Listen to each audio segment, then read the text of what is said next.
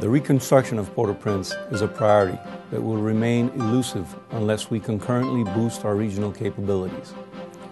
International ports and airports, roads and energy resources are all prerequisites for direct foreign investment.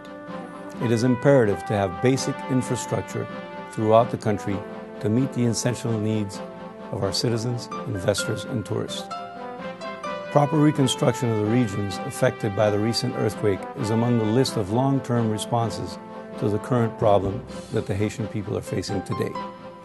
Major investments will be made during the first 3 years in the order of $300 million into 9 major ports in order to promote maritime transportation.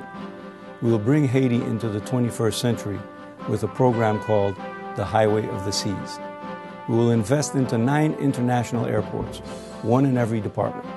These investments are along the line of a major decentralization program, which is essential for our economic development.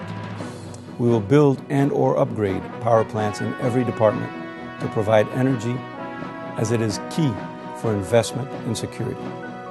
Decentralization is not only a constitutional mandate, but key to Haiti's success.